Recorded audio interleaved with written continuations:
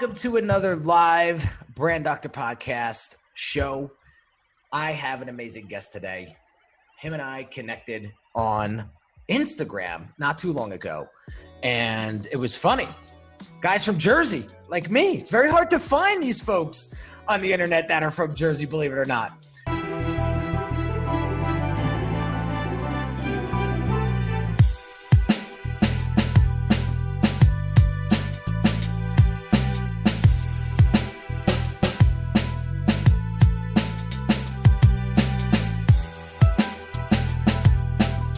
And so he actually jumped on one of my Instagram lives and we were chatting, and I realized that he mentioned in the live that he was featured in Gary Vaynerchuk's new book, Crushing It.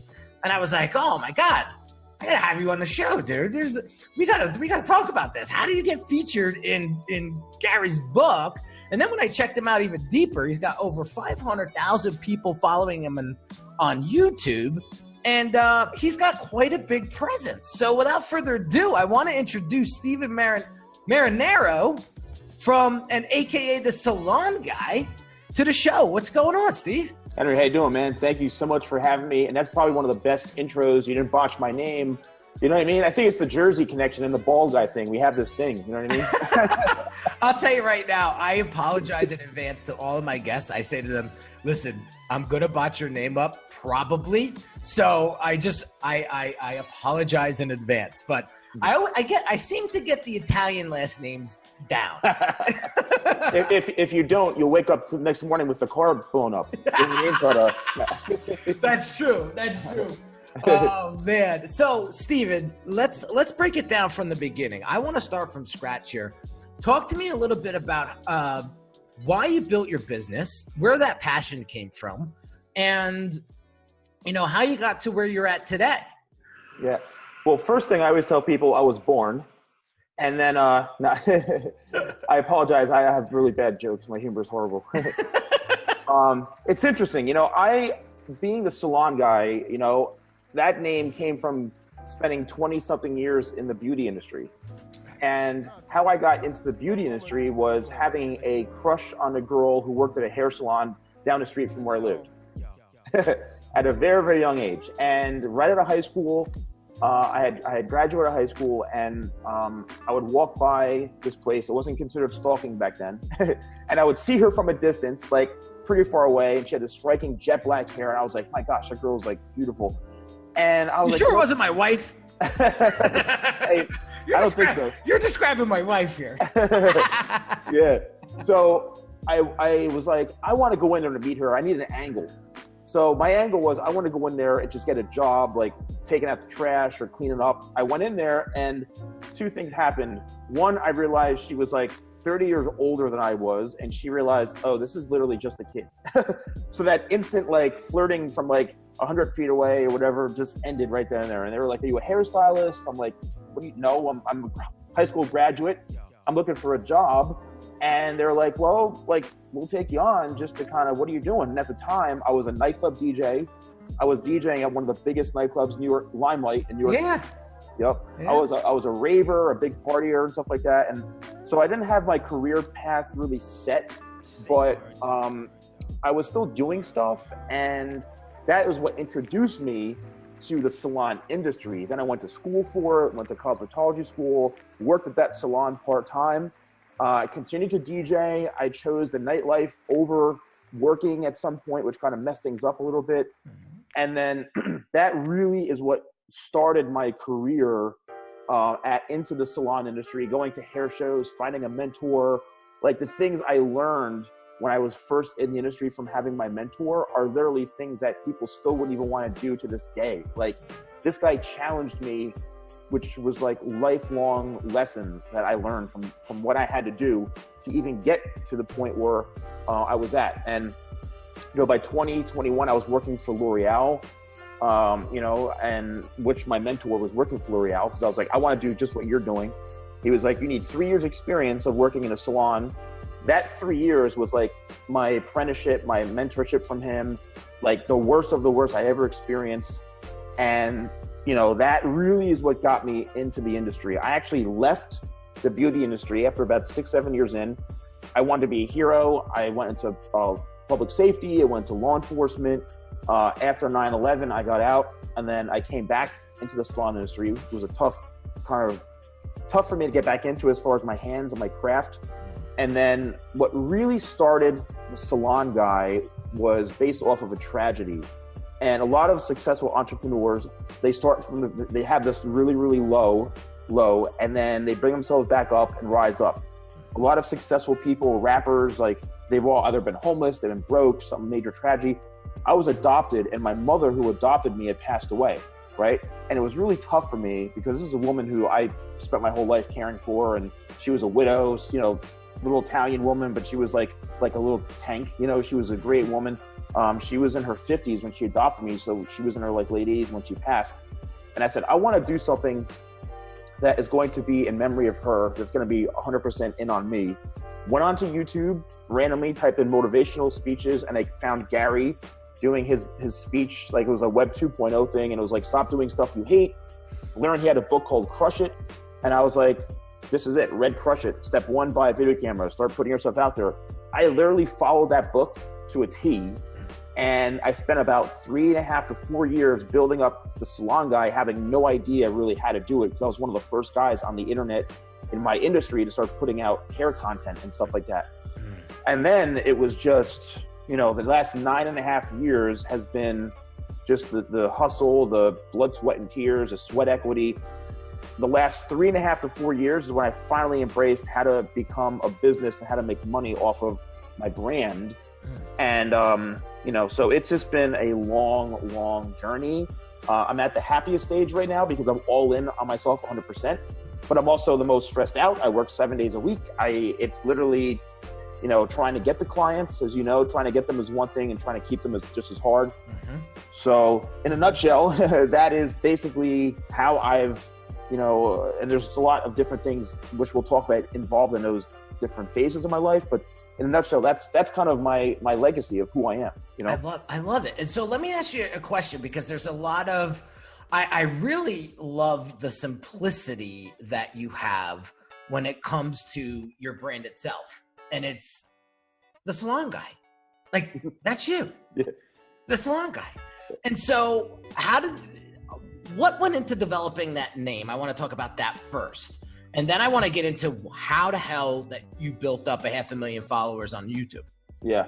Well, I have always been a name guy. Like, even to this day, it just comes to me. It's one of those things I'm really, really good. In 1990, you know, sometimes I forget about things I've done. Like, I forget. In 1999, I created the first ever search engine and directory of hair salons on the internet called salonsearch.com. Okay. Literally the best name you could possibly have for what it is. It still exists. I'd like to sell it, to be honest with you, but it's literally a directory of hair salons, and I just came up with Salon Search. And Salon Guy, I was thinking to myself, like, what do I call myself? Because I'm in that industry. I need a hook. I need like something about me.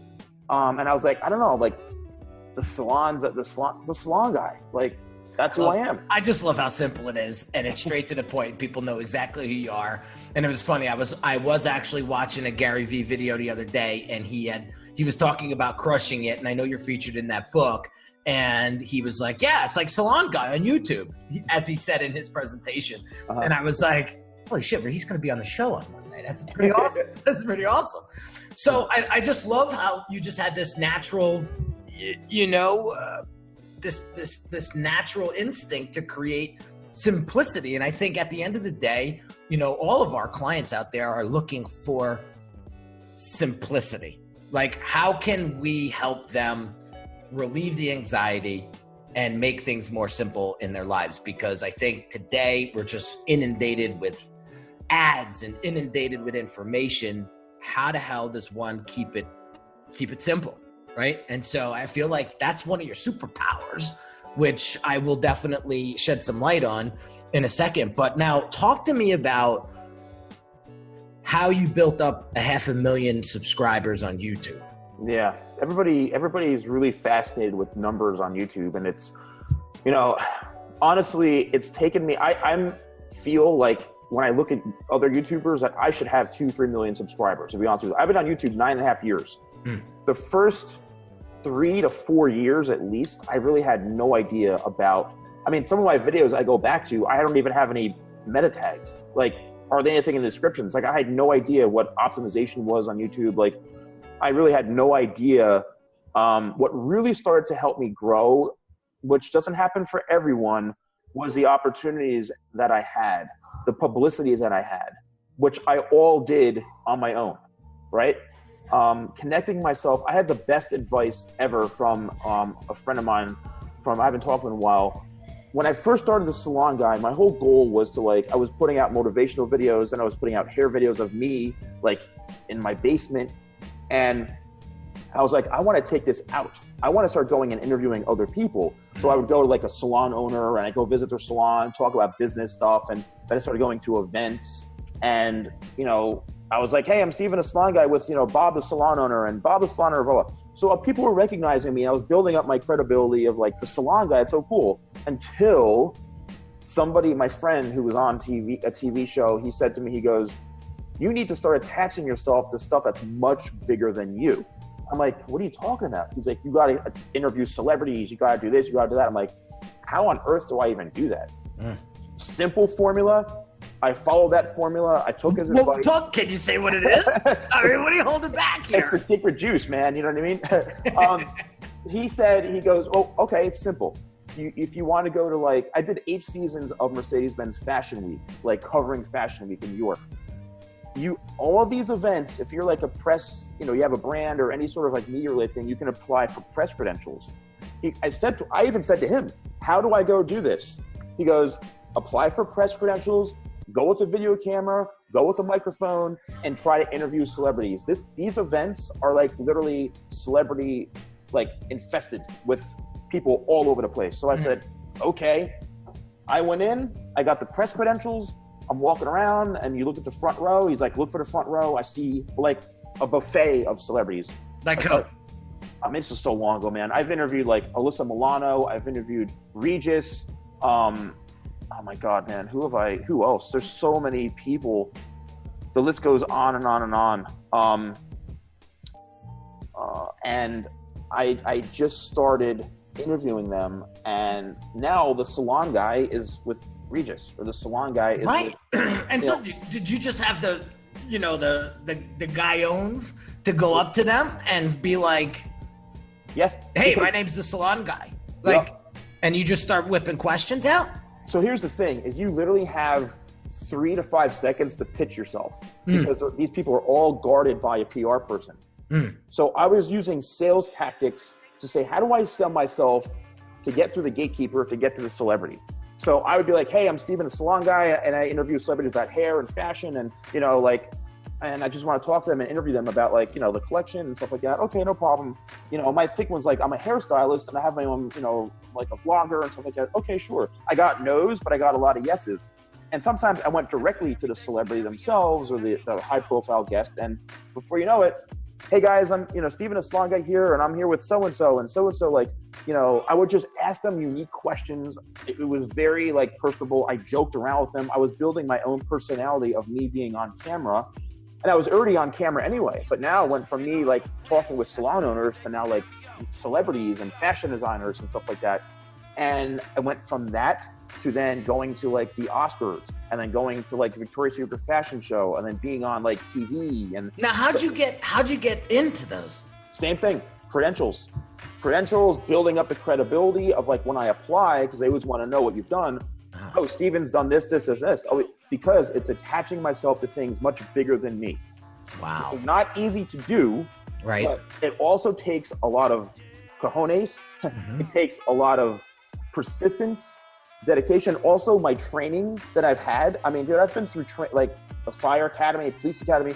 The training, the things that I've had, I have this mindset of, like, everything is like a mission. I'm very tactical, and I have to execute this mission and make it happen. And, like, you know, that's it. Nothing gets in my way. It's a very tactical approach, which I understand not everybody has that experience or that sort of training, but it's a very tactical approach to achieving what I need to achieve, and nothing gets in my way. Very I observe. I'm very, like, I can look around and start planning things in my head. I also had a great partner with me, my video guy. He was like my personal assistant. Him and I had this thing down to like a T. He would start browsing the front row. He goes, so-and-so's here, come down. I'd come down, the mic was set, the camera's ready to go, jump in, bam, lock it. Even if it was like 30 seconds, I still got what I had to get. Yeah. Dude, it was him and I, like, had this thing down to a T. It's like Batman and Robin. Pretty much, man. His name is Nino. and Nino and I used to do this all the time, dude, all the time. And then I ended up getting, Good Morning America. I was on TMZ Live like 9 times, like, again, at the Oscars. I've been on like so many, Jerseylicious, I was on that. That got me a lot of publicity. So again. Oh, that's right. I know, dude, you're starting to come to now. Yeah. Yes. Yes. Okay. Yeah. I remember you on these episodes. Yeah. So here's what was happening is, I have a YouTube channel. So all the publicity, all the hype just kept starting to funnel back into my YouTube channel. But then again, I still didn't understand how to really build a channel until I started saying, you know what? I have to start doing celebrity hair stuff. So I started doing celebrity hair tutorials and recreations and this and that so I can attach myself to celebrities. And then it's been, the last 4 years, I'd say, is when it's really been growing for me. I've been shouted out by, PewDiePie. I've been shouted out by, like, all these YouTubers. I've been remixed by Macklemore. Like, I've had so many accomplishments on YouTube that I'm a pretty, like, laid back, like, just humble dude. Like, some of the things I even forget sometimes. I'm like, oh yeah, I forgot. Like, you seem very modest. I feel like I'm pulling teeth to get this stuff out of you. That's, you know what? That's me. And I'm just, because I have my upbringing, how I was brought up, how I treat people, I'm just, it's like, it is what it is, because I can connect. There's an emotional connection to everything that I've gotten. All stems from coming within, because it all was a challenge. Every thing that people will need to realize is when they accomplish something, especially if you've done it yourself, all stems from within of how you've gotten that and what you've done. So as much as people see the glitz and glam of what I've done, entrepreneurship is not like a glamorous life. I work 7 days a week for the most part. I'm still working just as hard. They say it's lonely at the top. I say it's lonely at the middle. Yeah. I'm kind of at the middle right now. And yeah. So I do want to just pause for a second and just acknowledge our Facebook audience. And for those that are actually tuning in on this Facebook Live, if you have any questions for Steven, drop them in the comments. And as we continue the show, I'm going to be looking at the comments and looking at some of these questions. So feel free. This is open engagement here, guys. It's not just you just watching two bald guys talk to each other. I want to invite you guys in to the conversation and have some questions for Steven, because here's the guy that has done a tremendous amount of publicity, great publicity for himself, and has built a name around himself for quite some time, and has been really, really successful at it. And he's continuing to strive and to build. And so here's your chance to talk to him, face to face. And so again, I just want you guys that are following and listening to this live on Facebook to come into the conversation and chat with us, because this is why we do these lives. We want to bring you in to the conversation, engage with you guys, and then also give you a platform to talk to somebody like Steven, who could help you with whatever maybe, hiccup or pothole you might be stuck in right now in your business and brand building experience. So I see a question from Paul Sabay, and I'm going to get to it in a second. So one of the things, Steven, that I'm seeing from the outside is that you are a very humble and modest guy. And I think that I think this is a Jersey thing, to be honest with you, that I think that, like, when we talk about these types of things, out loud, it comes across as if we're bragging. And Jersey kind of gets that, that reputation that, we're loud and obnoxious, and, we like to brag and we like to flash and, those types of things. But it's not real. It's not true. But I think a lot of the stuff, when I was coming up, I had the same issue. So I'll give you a quick example. I tell this story a lot, but as I was getting coached by my mentors, they were saying the same thing. Like, you got to get your personality out there. You got to share your experiences out there. And it's funny, me and my wife, we were driving down the street. We were going to Home Depot. We were renovating our new bathroom. And I was watching a Gary Vee video on my phone, and she heard him talking about documenting and this and that and sharing your story and getting out there and showcasing and blah, blah, blah. And she says, Henry, you've been doing this for 8.5 years at the time. She says, why aren't you talking about your successes, your failures, how you grew this business from absolutely nothing? And it was that day that I was like, we got to do this. And so I had the same problem. I had the same mindset. Like, well, one, who the hell's going to listen to me? Like, and who cares? I'm not that special. Number two, working with Bon Jovi's team and working for Fabio Viviani and Russell Brunson and all these people, like, who cares? People are going to be like, he's showing off. He's bragging, and it's just like, no, that's all in your head. Like, strip all that crap out and look at it from a helpful, like, you're helping these people and you're sharing your experience. So you're building credibility. And so you're building ethos. And that was one of the things that I wanted to talk about, in this conversation with you. When my mentor was coaching me in this particular area of branding, he was like, you are a tremendous wealth of information. You even said it offline. And the thing that you're missing is ethos. And I was like, what is ethos? And he was like, well, there's ethos, pathos, and logos. And we won't go into all of that. But he said, your ethos is the credibility part of your brand. And if people can't see you as credible, they will not believe you. And you will fall on deaf ears. So I'm pulling out this ethos in you and your brand on the show today because I want people to look at you as a credible source. Okay? You're welcome. And so for those of you that are listening, pay attention to this. Like, you're not bragging. You're not showing off. That's all in your head. Get out there and just showcase your expertise. Show them, giving them a reason to believe you. It's funny. I have a sales call today with a client, and I said, how'd you find me? And he said, I was very impressed by one of your case studies on your website. I said, no kidding. He said, yeah, your process and your execution and all of that was very, very impressive. Now, had I not had that case study section on my website, what would say I'm going to go with Henry versus the other guy that does exactly what I do? And so very, very important when we're talking about building credibility, building a following, building an audience, building a reputation.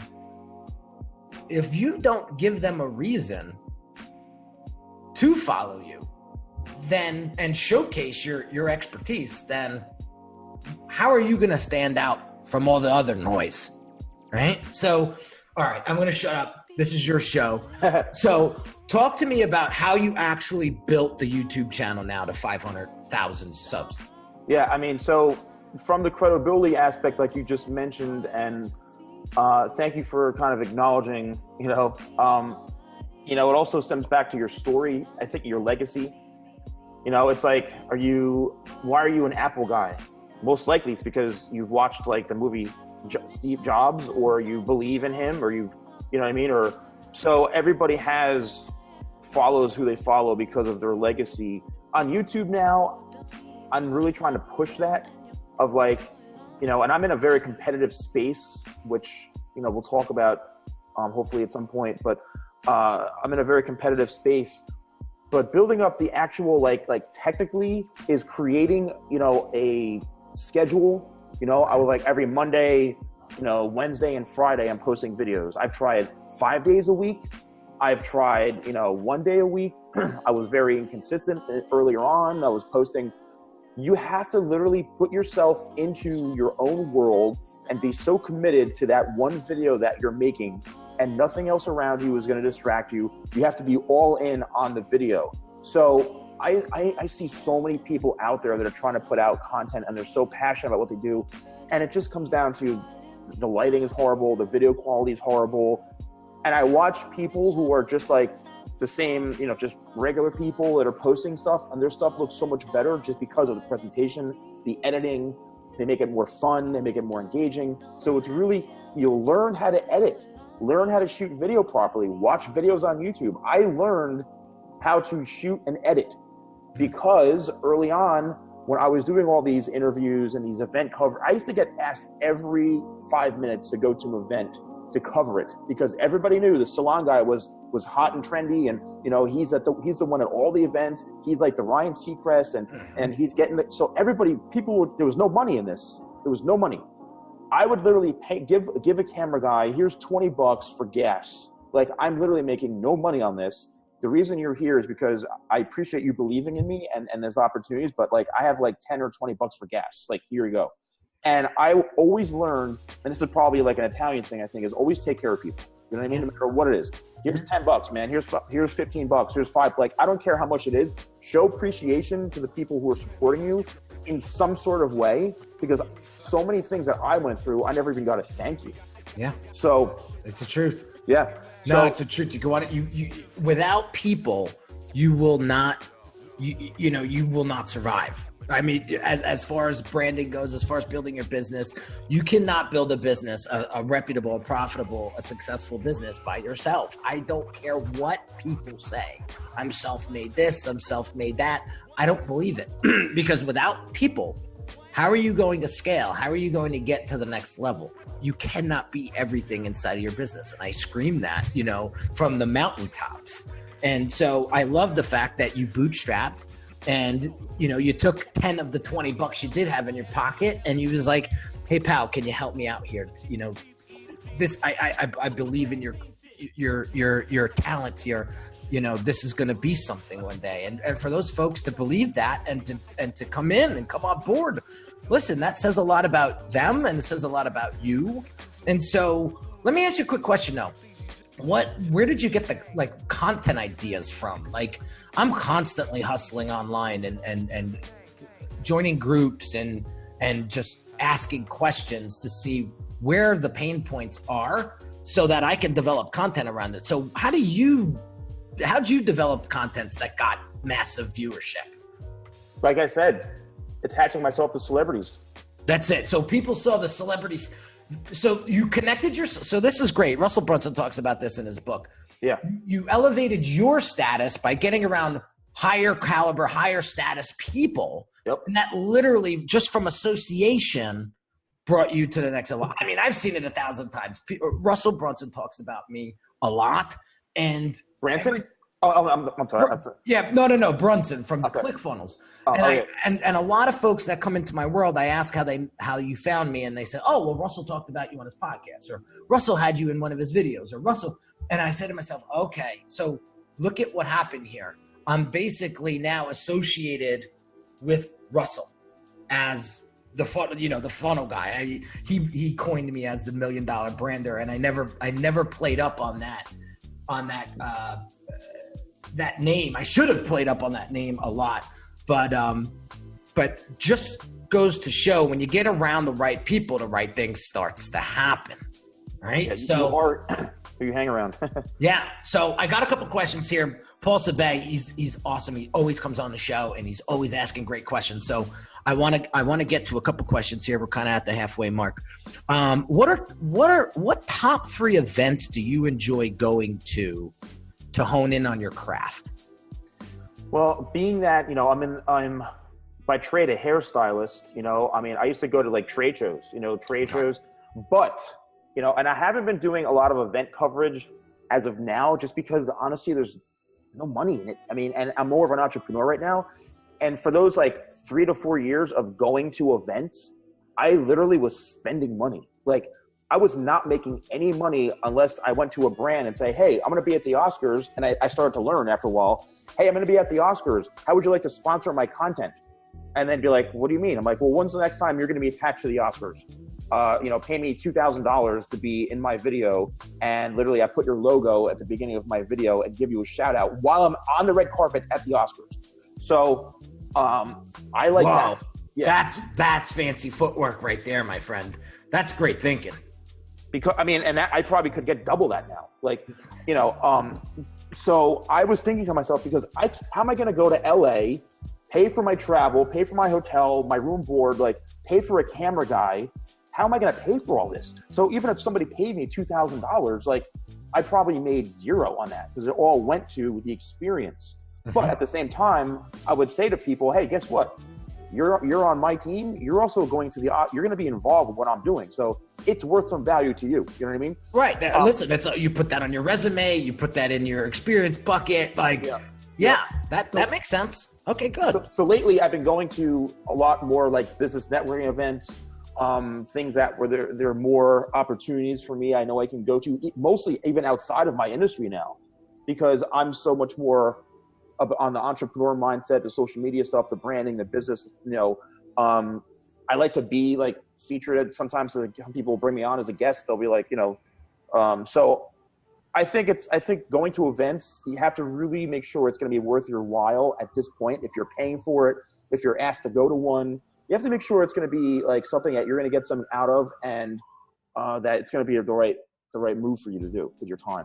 Okay, good stuff. All right, I have another question from Lee Scott. He says, hey, Steven, do you have any advice for Twitter? It seems to be a constant struggle for me to get any engagement. I have had to wade through mud to get to 92 followers. It doesn't seem to ever get any retweets. I engage and retweet others, like comments, join conversations.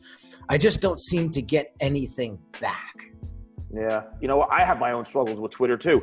This is what I do. I use Twitter literally for a sales tool. This is another secret sauce, right? That's why my last name is Marinaro. I got the sauce over here. You know what I mean? I'm ready. I love it. So this is what I do. I have a book coming out too. It's actually in the whole process. They're working on the cover. It's going to be published soon. And in my book, I'm outlining the secrets to what I do on all these platforms. So Twitter specifically, what I do is, it depends on what industry you're in. Like if you're just like a dude and want to like engage with people on Twitter, then you can keep trying. It's a tough battle. But what I do, if you're a business, if you're an entrepreneur looking for brand deals, sponsorships, this is it. You guys, are you listening? Tweet directly at the brand you want to work with. Hey, at Nike, I'm looking to do some sponsored content or work with you guys creating some content. Who can I reach out to? All of a sudden, at Nike responds, oh, hey, thanks for reaching out, you know, email, blah, blah, blah.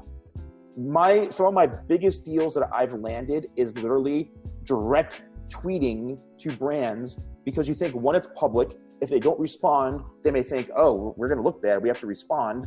Next thing you know, that translates into either a no, we're not interested, or like, yeah, let's do something. Interesting. Okay, cool. So he's in the luxury watch strap business. Okay. He's a client of mine. He's a phenomenal designer, and he's created these beautiful luxury watch straps for Rolexes. And I mean, they're just built with just such quality, and he's doing one hell of a job on Instagram. I don't know if we're connected on Twitter yet, Lee, but we will make that happen after today's live.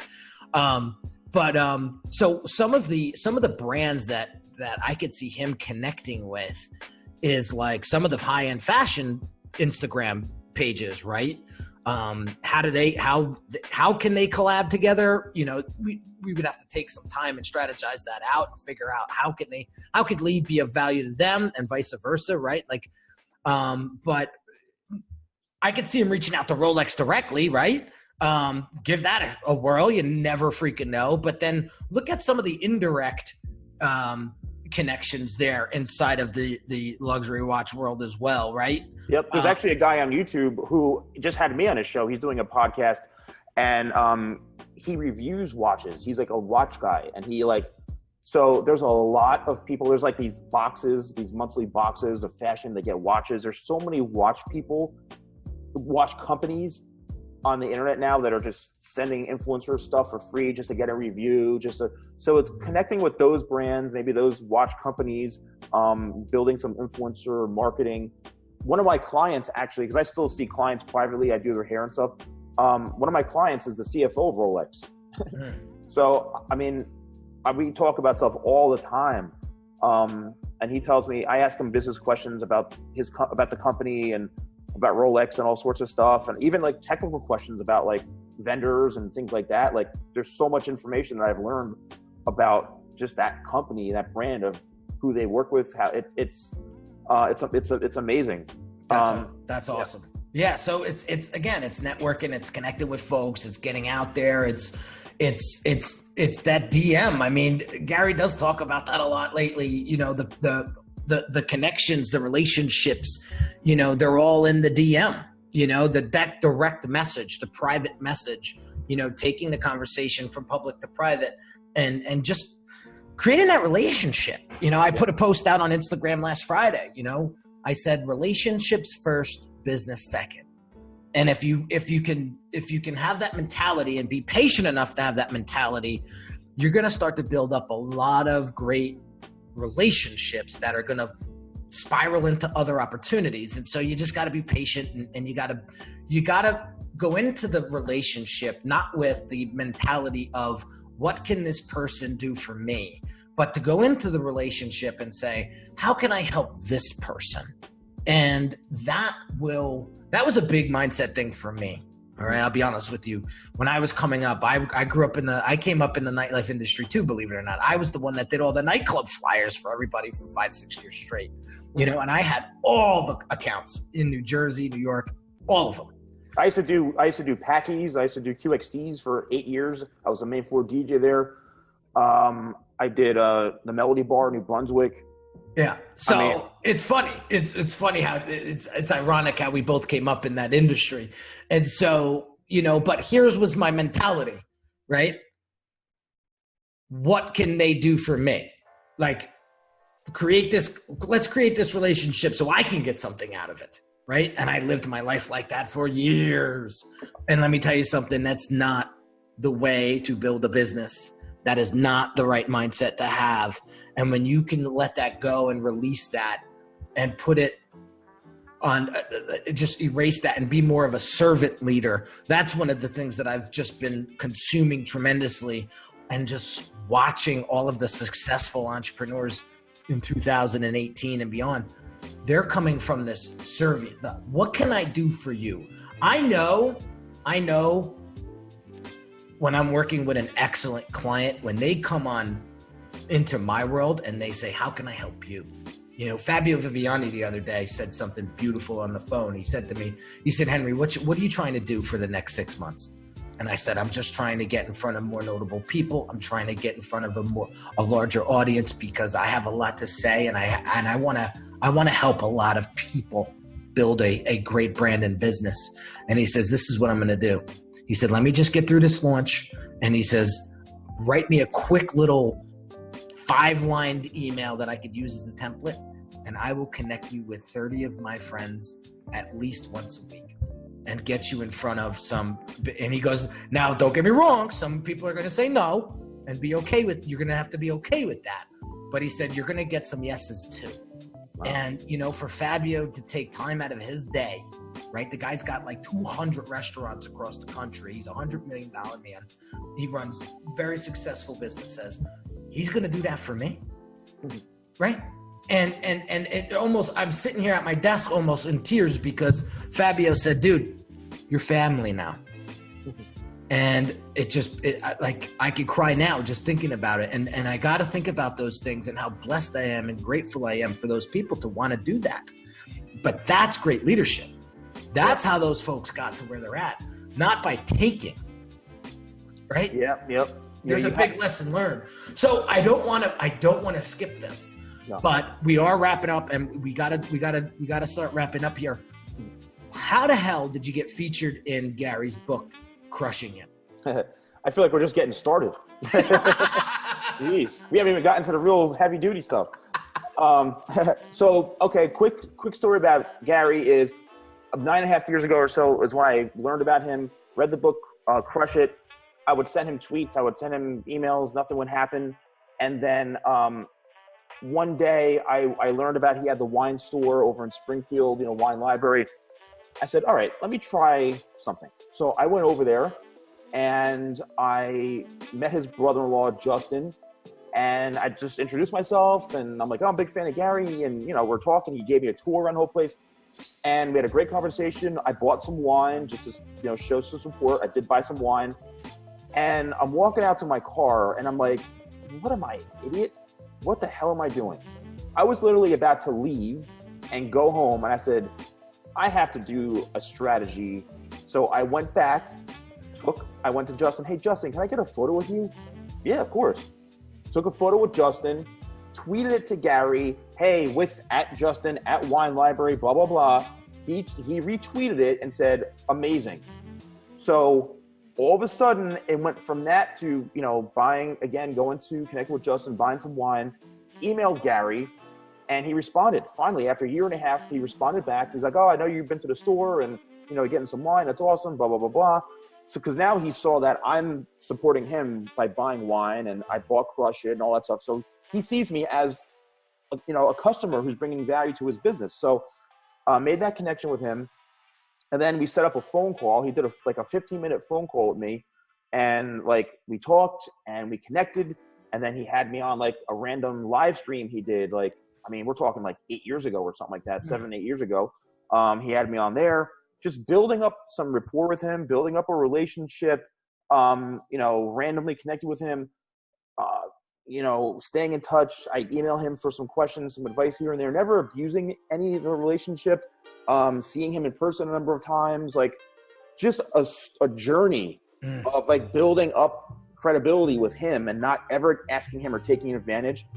And then a year and a half ago or so, when he was doing like a live stream event on his YouTube page about Crushing It, or no, not about Crushing It, about one of his books, and he was doing like this 9-hour marathon, and I guess they saw I was on the marathon on the live stream, and they said, oh, we're gonna bring you on. So I was brought on, and Gary's like, hey, blah blah, we're talking. I was like, Gary, can I just like share with you what I've done in like the last couple of years because of like you?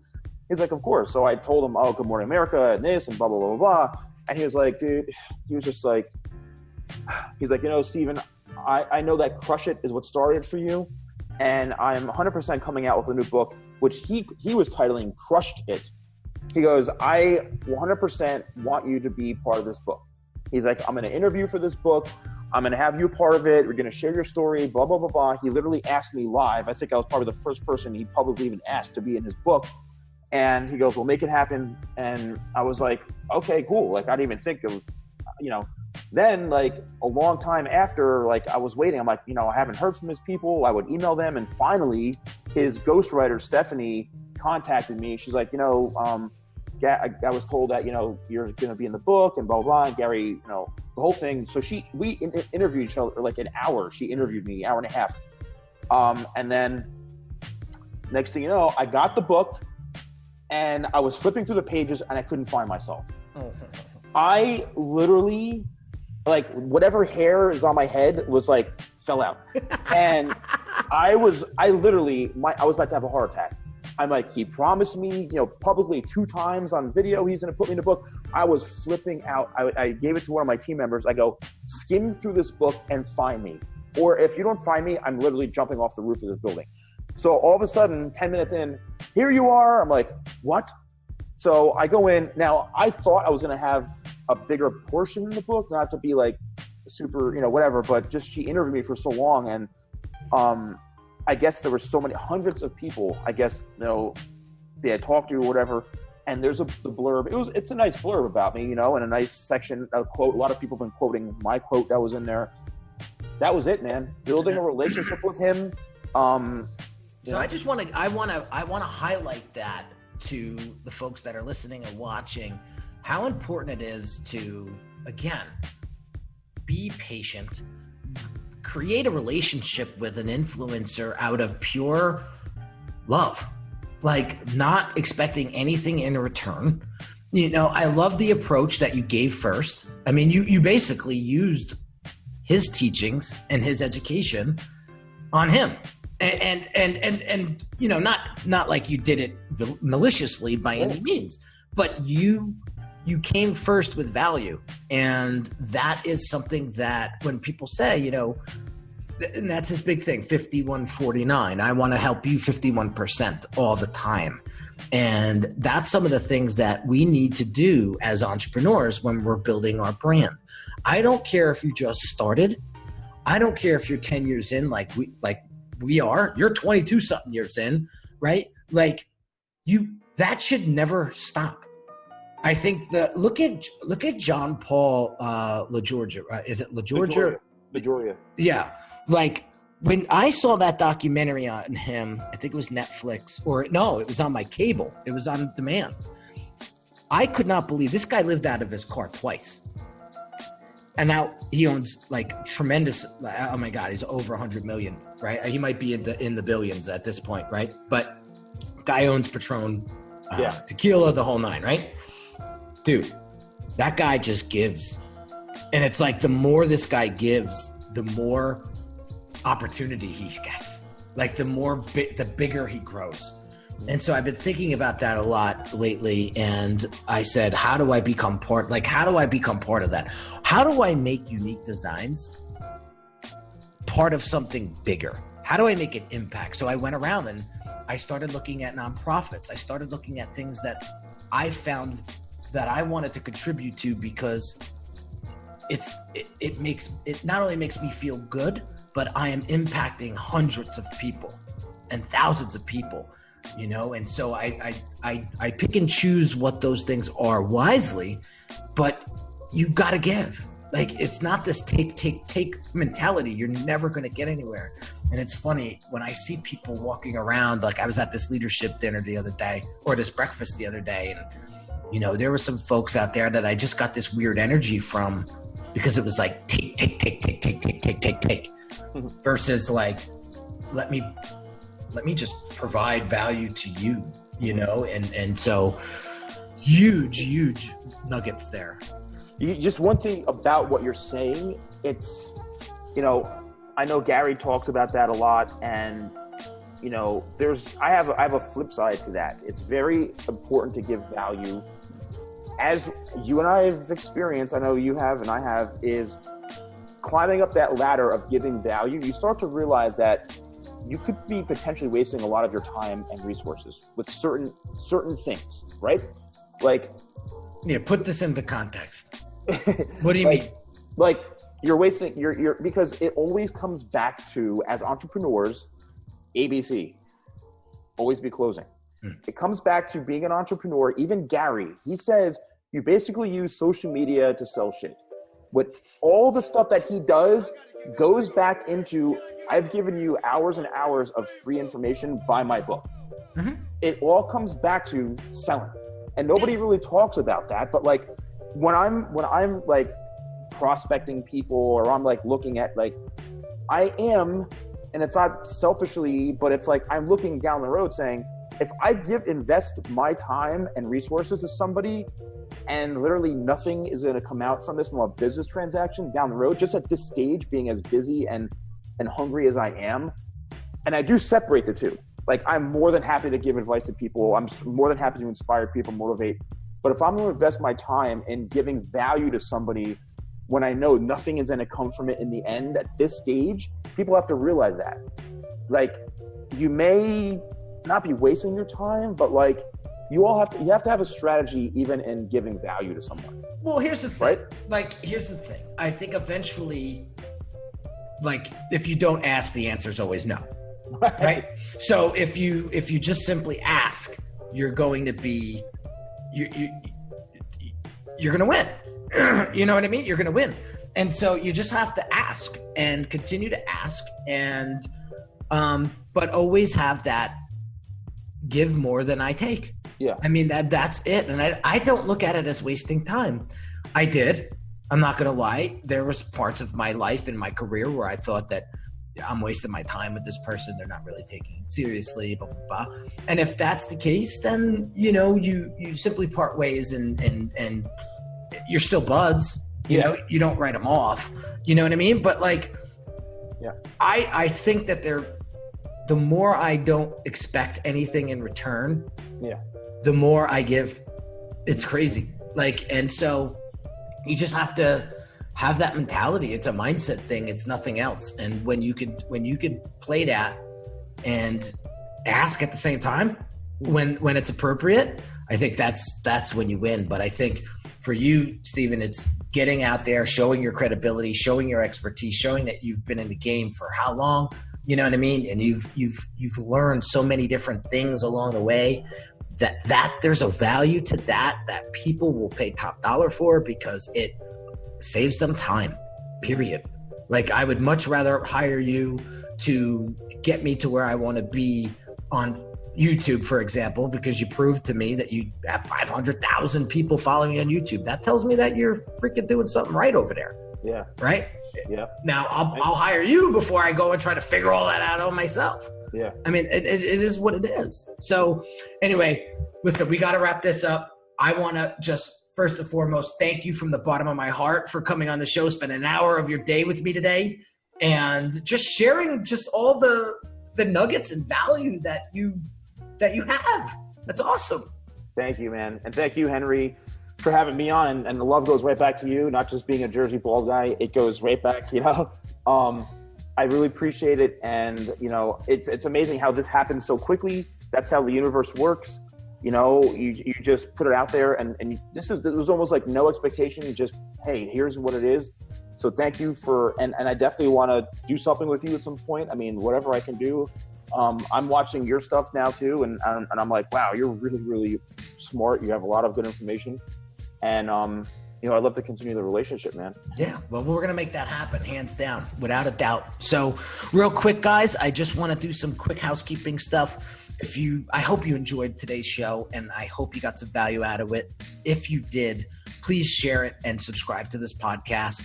And I appreciate that, and I thank you in advance for that. And if you get a quick second, if you can write a really quick written review on iTunes, I would greatly appreciate that. You have no idea what those little things do for not only me, but for the ability to get this message in front of more people. Because without the right mindset, without the strategies, without the edges, without the leverage, it's very, very hard to build and grow your business these days. And so, again, I always look at it as business is a team sport. The more we can help each other, the more we're all going to grow. Because believe me when I tell you, there's enough bread to break. So for everyone. So have an awesome day, guys, and I will catch you on the next episode.